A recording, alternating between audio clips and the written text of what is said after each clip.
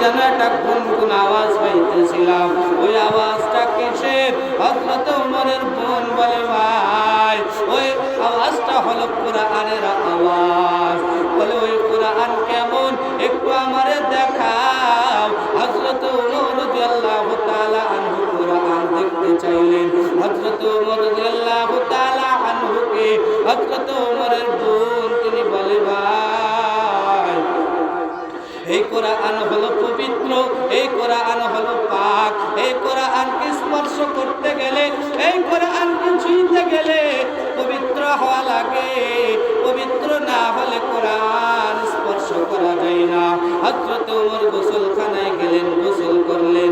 সুন্দর করে পবিত্র হওয়ার পর হযরত ওমর রাদিয়াল্লাহু তাআলা আনহু এবার বলে বোন আমাকে কালিমা পড়াইয়া মুসলমান বানাইয়া দাও আর ওই কোরআনটা আমাকে দেখাও। হযরত ওমরের বোন কালিমা তো পড়ালেন না, কিন্তু কোরআন সামনে আনলেন। কোরআন সামনে এনে খুললেন। হযরত ওমর রাদিয়াল্লাহু তাআলা আনহুর সামনে তার বোন কোরআন তিলাওয়াত করলেন। নুন ওয়াল কলামি ওয়ালা ইয়াসতুরুন। যখন বোন কোরআন তিলাওয়াত শুরু করেছে হযরত ওমরের অন্তরে জালজালা শুরু হয়ে গেল। হযরত ওমরের অন্তর কেঁপে উঠেছে। হযরত ওমর বলে বোন এই কোরআনের তিলাওয়াত এত সুন্দর, এই কোরআন যে মানুষটার উপরে নাজিল হয়েছে সেই মানুষটা কত সুন্দর, ওই মানুষটার একটু দেখাবানি। হযরত ওমর রাদিয়াল্লাহু তাআলা আমার নবীকে দেখতে চাইলেন। হযরত ওমরের বোন ভগ্নিপতি আর খাব্বাবকে সঙ্গে নিয়ে বিশ্বনবীর দরবারে পাঠায়া দিলেন।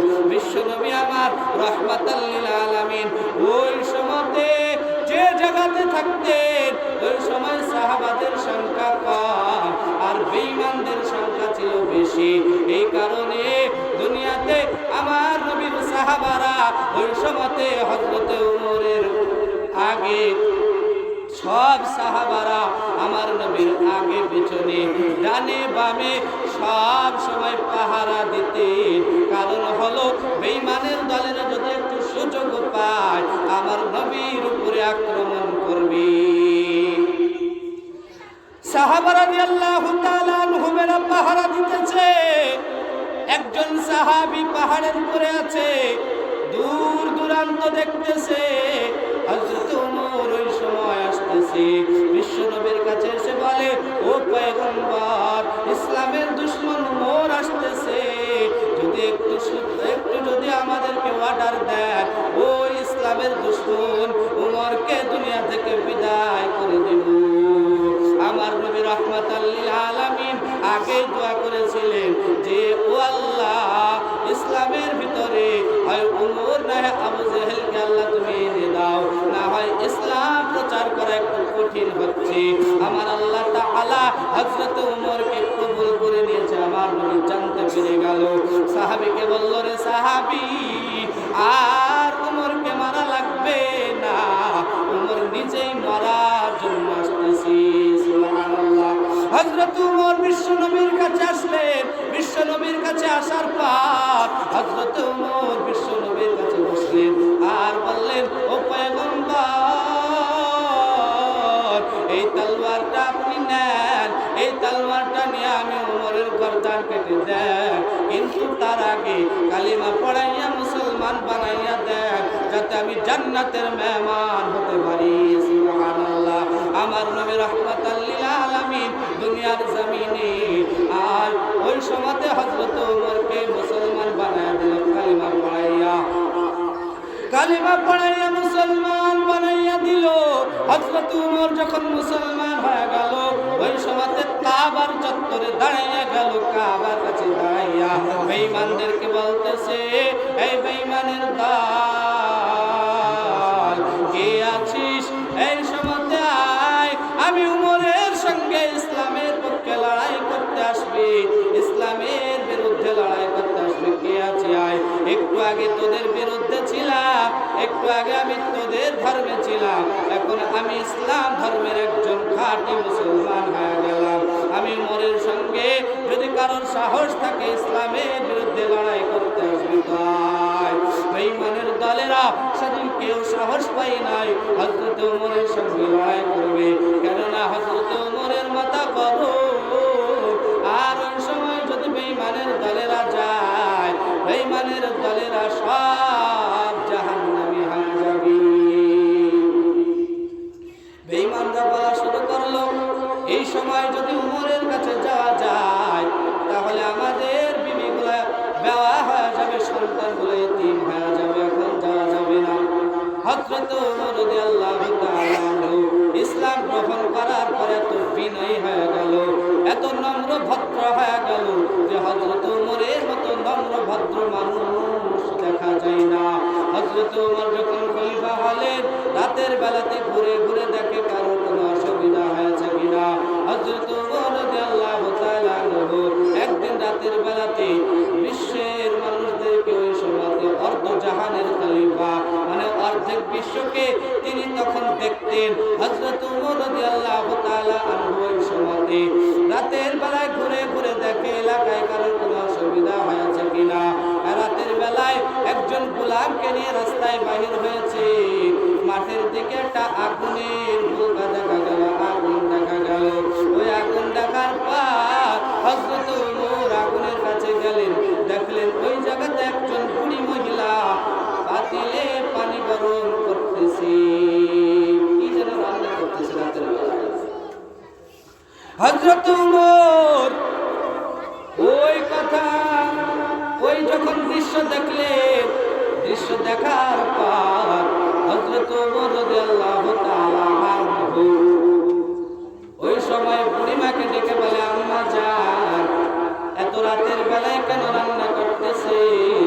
এই কথা বলতে বলতে একটা বাচ্চা পাশে ঘুমায়া ছিল, ছোট বাচ্চা, ঘুম থেকে সজাগ হয়ে কান্না করে বলে, আম্মু খানা দাও, পেটের ক্ষুধা আর সহ্য করতে পারি না।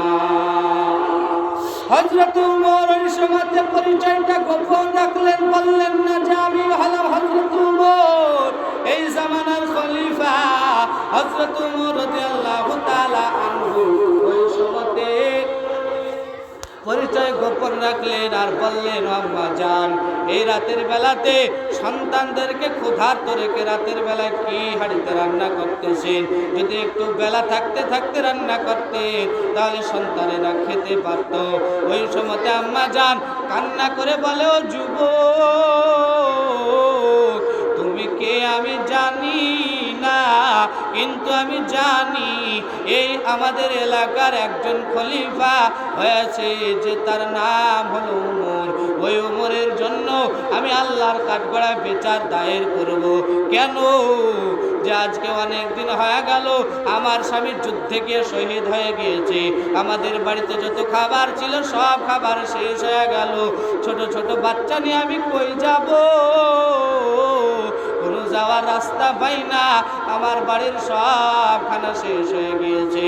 আমি এখন ওই খলিফার দরবারে যাব নাকি কুড়ে ঘরের ভেতরে থাকবো, আমি কোনো ঠিক পাই না। এরকম আস্তে আস্তে আমি এখন এই মাঠের অন্ধকারে তাপ গড়ে আছি, আমি এই সময়তে কোথায় যাব আমি ঠিক পাচ্ছি না। আমি ওই উমরের জন্য আল্লাহ তাআলার কাছে বিচার দায়ের করব।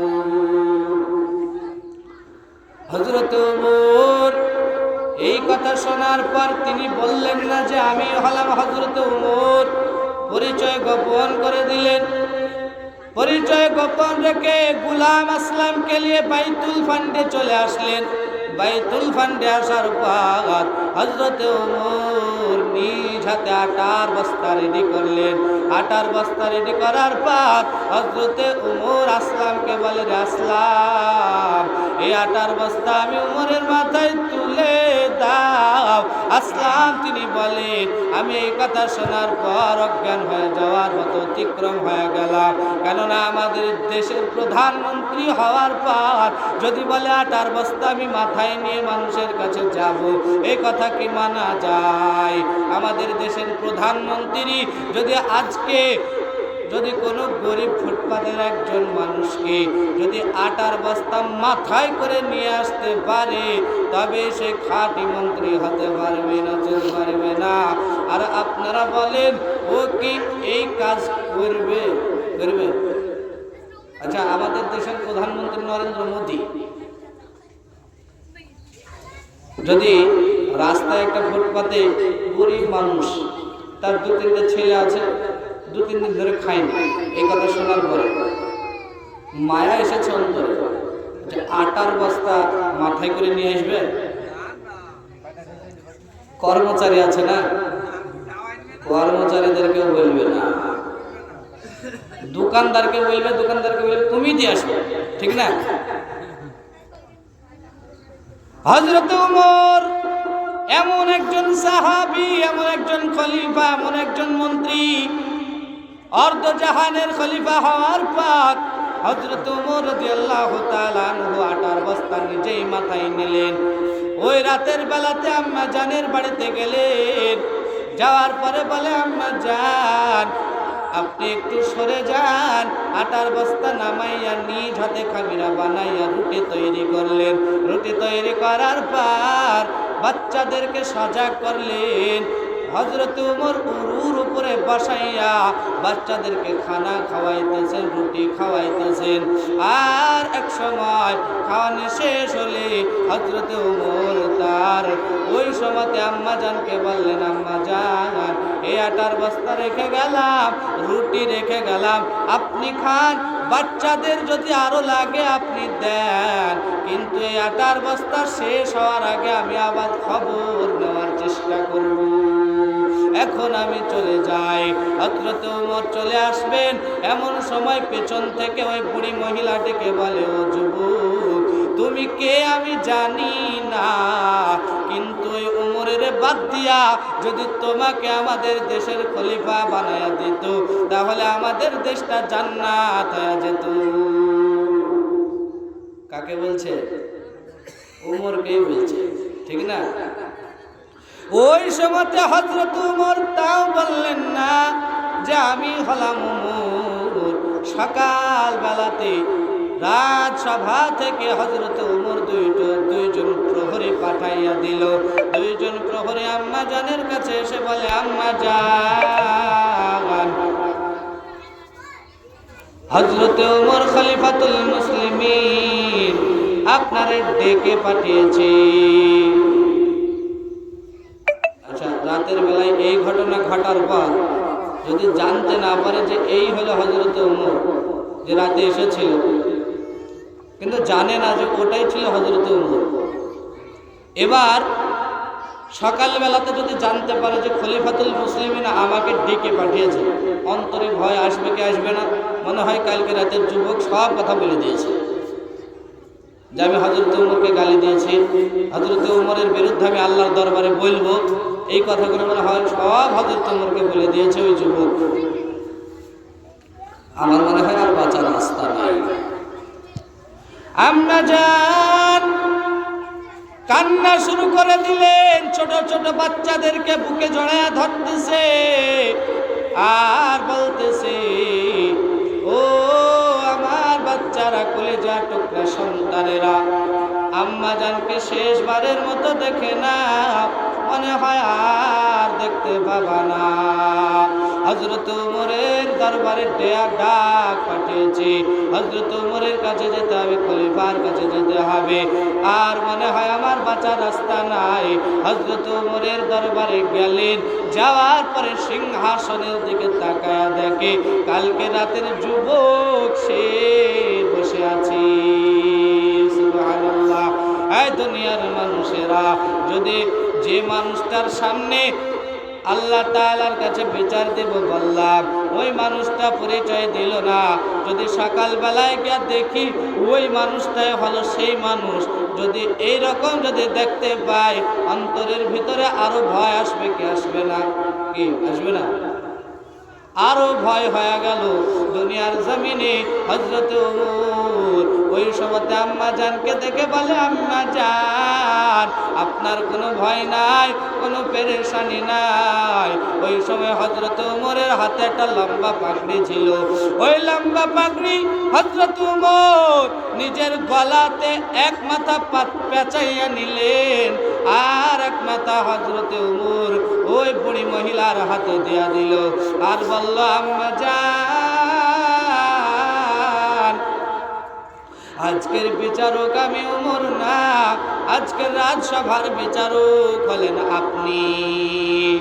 যদি আপনি আমি ওমরকে মাফ করে দেন তো মাফ হয়ে গেল, আর যদি আপনি কোনো শাস্তি দেন তো সেই শাস্তি আমি মাথা পেতে নিতে রাজি আছি।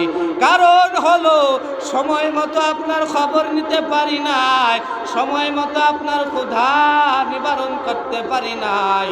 হযরত ওমর রাদিয়াল্লাহু তাআলা আনহু এই কথা যখন বলেছে, হযরত ওমর এই কথা বলার কারণে ওই আম্মা জানপুরি মহিলা নম্র ভদ্র বিনয়ী হয়ে গেল, আর হযরত ওমরকে মাফ করে দিল। সুবহানাল্লাহ।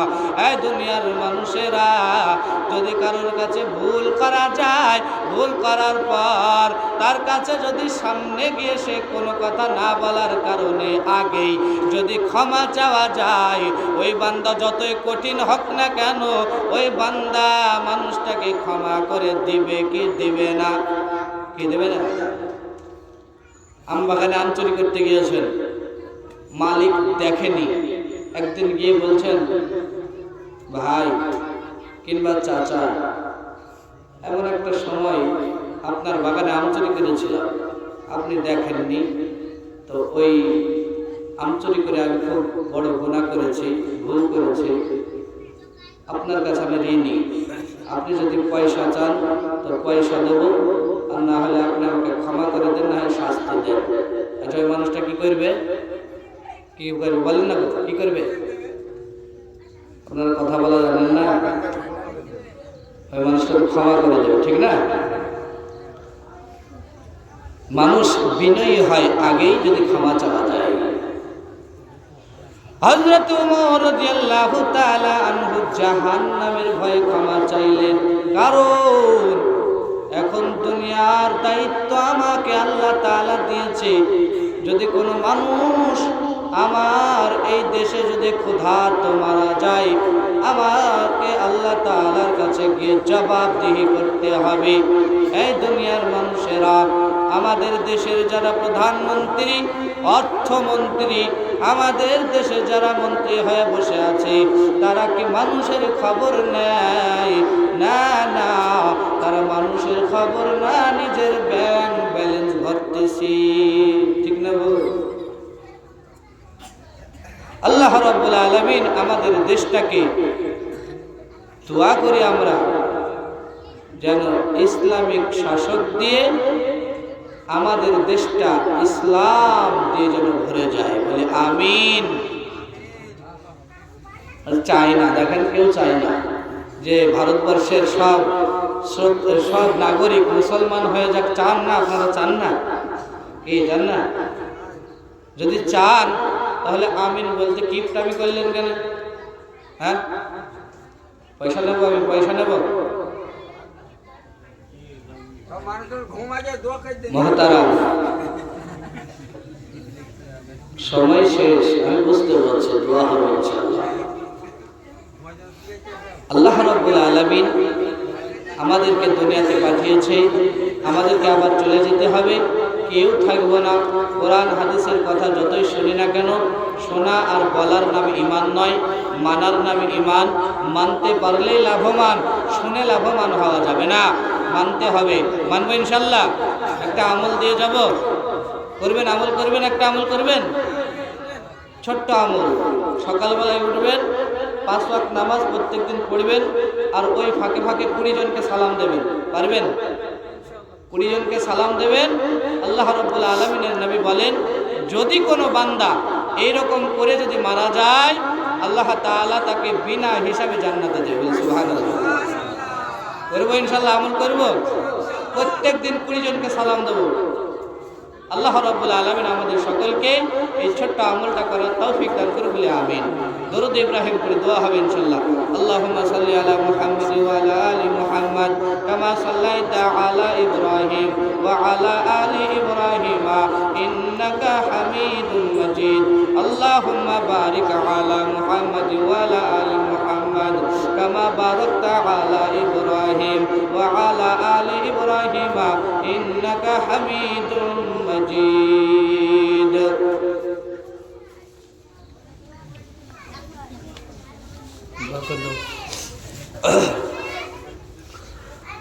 আলহামদুলিল্লাহি রাব্বিল আলামিন ওয়া আকিবাতুল মুত্তাকিন ওয়াসসালাতু ওয়াসসালামু আলা সাইয়্যিদিল আমবিয়া'i ওয়াল মুরসালিন ওয়া আলা আলিহি ওয়া আসহাবিহি আজমাইন।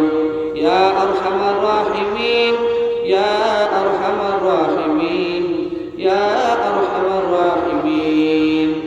অদয়ার মালিক, কুদরতের নজরে তাকায় দেখো এই খালি আকাশের নিচে আল্লাহ, ঠান্ডার দিনে আল্লাহ তোমার কত বান্দারা সন্ধ্যা থেকে নিয়ে পর্যন্ত কোরআনের কথাগুলো আল্লাহ চতুর পাখির মতো, আল্লাহ চতুর পাখির মতো আল্লাহ কত সুন্দর করে কথাগুলো শুনতেছিল। আল্লাহ তোমার বান্দারা সকলে হয়তো গুনাহগার, সাকার সাতাকার, তার সাথে সাথে আল্লাহ আমিও গুনাহগার। আল্লাহ মেহেরবানি করে আমাদের জীবনের সব গুনাহগুলো আল্লাহ তুমি মাফ করে দাও। বাকি জীবনটুকু তোমার হুকুম নবীর তরিকা মোতাবেক চলার তৌফিক দাও। আল্লাহ দুনিয়াতে 5 ওয়াক্ত নামাজ সঠিকভাবে আদায় করার তৌফিক দাও। আমাদের ভিতরে যারা অসুস্থ আছে তাদেরকে সুস্থতা দান করো। আল্লাহ যারা অভাবগ্রস্ত তাদের অভাবকে দূর করে দাও। আল্লাহ যারা ঋণগ্রস্ত তাদের ঋণ পরিশোধ করার তৌফিক দাও। আল্লাহ যে যে মুসিবতে আছে আল্লাহ সব মুসিবতগুলোকে আল্লাহ তুমি সরায়া দাও। দয়ার মালিক, আমাদের এই বান্দাদের ভিতরে আল্লাহ এই মজলিসে অনেকের মা নাই, বাবা নাই, আত্মীয় স্বজন নাই, সকলে কবরবাসী হয়েছে। আল্লাহ অন্ধকার কবরে কোন হালাতে আছে জানি না। আল্লাহ যদি কোনো বালা মুসিবতের ভিতরে থাকে আল্লাহ সেই বালা মুসিবত গুলো তুমি আল্লাহ সরায়া দাও। আল্লাহ যাদের মা নাই তাদের কবরটাকে জান্নাতের বাগান বানায়া দাও। যাদের বাবা নাই তাদের কবরটাকে জান্নাতের বাগান বানায়া দাও। আল্লাহ যাদের কলিজার টুকরা সন্তান চলে গেল তাদের কবরটাকে জান্নাত বানায়া দাও। আল্লাহ যাদের মা বাবা বেঁচে আছে তাদের নেক হায়াত দান করো। আল্লাহ এই বাড়িওয়ালা যে নিয়তে আজকে দোয়ার মজলিস করেছে, আল্লাহ কোরআনের মজলিস করেছে, আল্লাহ তুমি জানো এই বান্দা কোন নিয়তে করেছে। আল্লাহ এই বান্দার সব খালিস নিয়তকে আল্লাহ তুমি পূর্ণ করে দাও। আল্লাহ এই বাড়ি থেকে যারা বিদায় নিয়ে চলে গেছে আল্লাহ তাদের কবরগুলোকে জান্নাত বানায়া দাও। আল্লাহ তাদের গুনাহগুলো মাফ করে দাও। এই বাড়ির বালা মুসিবত গুলো দূর করে দাও। আল্লাহ ব্যবসা বাণিজ্যে বরকত দাও, খেতে খাবারে বরকত দাও। ও দয়ার মালিক, এই বাড়িতে তুমি রহমত বরকত নাজিল করে দাও। আল্লাহ আমরা যারা হাত পেতেছি, আল্লাহ আমরা যারা কোরআনের কথা বলেছি, আল্লাহ আমার আগেও 2 জন উলামা আল্লাহ কথা বলেছে। আল্লাহ যদি কোনো ভুল হয়ে থাকে আল্লাহ মেহেরবানি করে আমাদের জীবনের ভুলগুলোকে ক্ষমা করে দাও। আল্লাহ তোমার কাছে হাত পেতেছি, মেহেরবানি করে আল্লাহ খালি হাতে ফিরাইয়া দিও না। যেদিন দুনিয়া থেকে বিদায় নিয়ে চলে যাব আল্লাহ ঈমান নিয়ে যেতে পারি তৌফিক দাও। আল্লাহ মুসলমান হয়ে যেতে পারি তৌফিক দাও। ওই কবরের ভিতরে আল্লাহ মুসলমান হালাতে যেতে পারি তৌফিক দাও। রব্বানা তাকাব্বাল মিন্না ইন্নাকা আনতাস সামিউল আলিম ওয়া তুব আলাইনা ইন্নাকা আনতাত তাওয়াবুর রহিম। রব্বানা আতিনা ফিদ দুনিয়া হাসানা ওয়া ফিল আখিরাতি হাসানাতাও ওয়া কিনা আযাবান নার। ওয়া সাল্লাল্লাহু তাআলা আলা খাইরি খালকিহি মুহাম্মাদ ওয়া আলিহি ওয়া আসহাবিহি আজমাইন। সুবহান রাব্বিকা রাব্বিল ইজ্জাতি আম্মা ইয়াসিফুন ওয়া সালামুন আলাল মুরসালিন ওয়ালহামদুলিল্লাহ।